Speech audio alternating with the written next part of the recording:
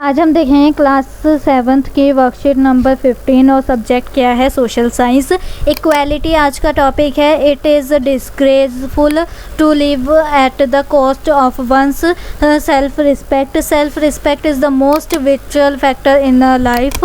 Without it man is not clipper to live worthily with respect self respect one has to overcome difficulties it has over a hard or ceaseless struggle. Along with that, one drives strength, confidence and recognition. Man is mortal.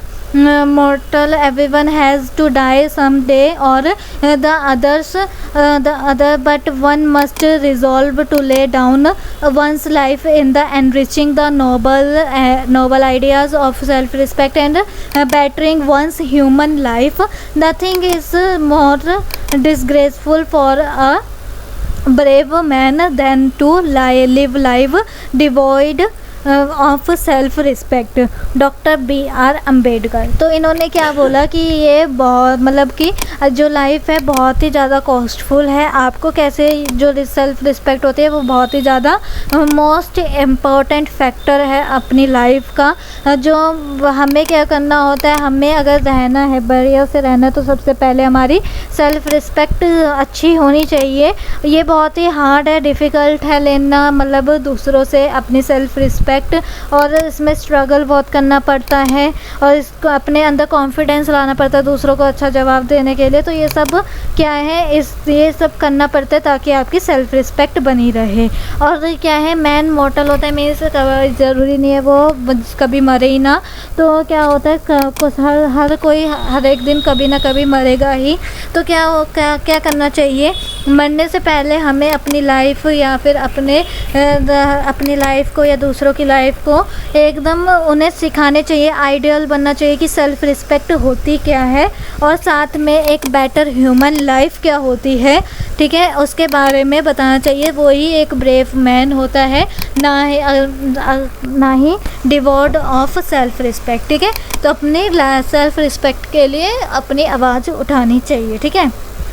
Some provisions of Indian Constitution to ensure equality। क्या क्या provisions है, every person is equal before law, ठीक है, अब law के लिए सब बराबर है। No person can be discriminated on the basis of their regional caste, race, place of birth and gender, ठीक है। कोई किसी में भी डिस्क्रिमिनेटेड मीन्स भेदभाव, किसी में भी भेदभाव नहीं होएगा, किस पे, रीजन पे, कास्ट पे, धर्म पे, किसी भी चीज़ से लेकर, ठीक है। Every person has the access to public place. Public places जो होते हैं वहाँ पर हर कोई जा सकता है, किसी को भी मनाही नहीं है। Untouchability has been abolished. जो मतलब पहले होता था कि नीची जाति वाले को छूते नहीं है, वो क्या हो गया है, यहाँ पर बंद हो गया। और अगर ऐसा कोई करता भी है तो उसे क्या होती है, सज़ा हो जाती है। उसके बाद क्या है, two way in which the government has tried to implement the equality that is guaranteed in the constitution is first through law and the second through government programs or schemes to help disadvantages communities। तो यहाँ पर दो तरीके हैं, government help करती है, try करती है कि इक्वालिटी आ जाए। वो क्या है, पहला तो लॉ, कानून, ठीक है। दूसरा क्या है हमारा कि गवर्नमेंट डिफरेंट स्कीम्स और प्रोग्राम्स लेके आती हैं जो किसके लिए होती है, डिस्क्रिमिनेटेड लोगों के लिए होती है ताकि वो भी उठ सकें। There are several law in India that protect every person's right to be treated equally. बहुत सारे लॉ हैं इंडिया में जो प्रोटेक्ट करते हैं पर्सन के राइट को और उन्हें इक्वली ट्रीट करने के लिए। In addition to laws the government has also set up several schemes to improve the lives of communities and individuals who have been treated unequally for several centuries. तो जो पहले से जो हमारा क्या था वो था हमारा पास्ट था, उसमें जो डिस्क्रिमिनेटेड होते थे लोग, भेदभाव किया जाता था। अब क्या करा है, उन लोगों को बहुत सारी अपॉर्चुनिटीज़ और उनको स्कीमें दी गई हैं ताकि वो अपने आप को, अपनी लाइफ को इम्प्रूव कर सकें। These schemes are to ensure greater opportunity for people who had not have this in the past. ठीक है, ये क्या है, अपॉर्चुनिटीज़ बहुत अच्छी दी गई हैं जो पास्ट में किसी को भी दी नहीं गई थी। अब आते हैं मिड डे मील पे। This refers to the programme introduced in all government elementary schools to provide children with cooked lunch. इसमें क्या है, ये एक प्रोग्राम है जो इंट्रोड्यूस किया गया है बाय गवर्नमेंट स्कूल्स में, ताकि सभी बच्चों को क्या मिले, खाना मिले, कुक्ड खाना। ठीक है, उसके बाद क्या है, Tamil Nadu was the first state in India to introduce this scheme and in 2001 the Supreme Court asked all state governments to begin this programme in their schools within 6 months. तो क्या हुआ, तमिलनाडु सबसे पहला स्टेट ऐसा था इंडिया में जिसने ये स्कीम इंट्रोड्यूस करी थी बच्चों के लिए। और फिर क्या हुआ, 2001 में ये पूरे इंडिया में स्कीम चालू हो गई और सुप्रीम कोर्ट ने गवर्नमेंट्स को ऑर्डर दिया कि अब आप 6 महीनों के अंदर अंदर क्या करोगे, सभी गवर्नमेंट स्कूलों में मिड डे मील की क्या करोगे, प्रोग्राम आयोजित करोगे। This programme has had many positive effects. बहुत सारे इसके एडवांटेजेस हुए, जैसे कि these include the fact that more poor childrens have begun enrolling and regularly attending school. तो क्या हो रहा है कि जो पुअर लोग थे वो क्या करने लग पड़े, आने लग पड़े स्कूल, और रेगुलर आने लग पड़े। और साथ में किस लिए आते थे, खाने के लिए आते थे, बट एक तरीके से उनकी रेगुलेटरी होती रही। तो teacher reporting that earlier childrens would often go home for lunch. पहले क्या होता था कि टीचर्स बताते थे कि बच्चे क्या करते थे, स्कूल से घर जाते थे लंच टाइम में खाना खाने, and then not return to school, but now with the mid day meal being provided in school, their attendance has improved. This program has also helped reduce caste prejudice। ठीक है, तो क्या हुआ, अब क्या हुआ है, अब ऐसा नहीं हो रहा क्योंकि बाहर जाने नहीं देते, तो बच्चे वापस आने की तो दूर की बात है, वो वहीं पर ही स्कूल में ही रहते हैं और वहीं पर ही उनकी अटेंडेंस भी इम्प्रूव हो गई है। और क्या हो गया है, हेल्प करते हैं किसमें, रिड्यूस का मतलब ये भी हेल्प करे। पहले क्या होता था कि लोग जो बड़ी जाति के होते थे वो छोटी जाति के साथ बैठ के खाना नहीं खाते थे, लेकिन अब ये सब कुछ होने लग पड़ा है। उसके बाद क्या है, even though persons are aware that discrimination is against the law.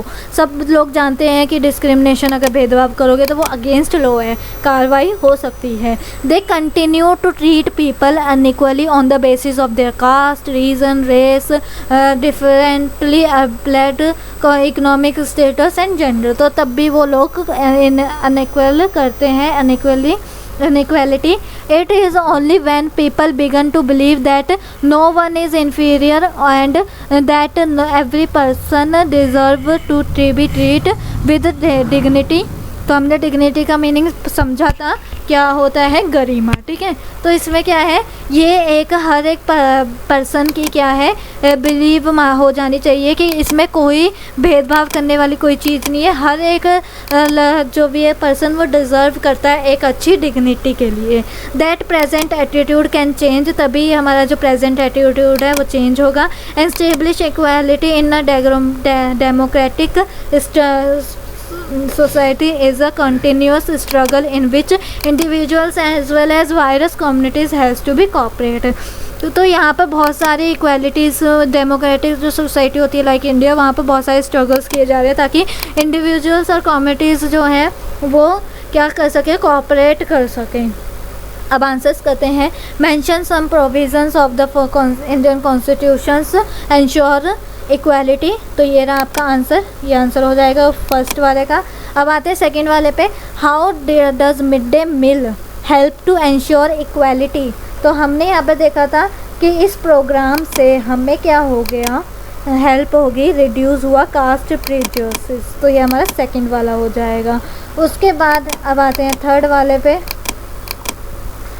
Suggest some measures to ensure equality in society. तो क्या हो सकता है, गिव फ्री एजुकेशन,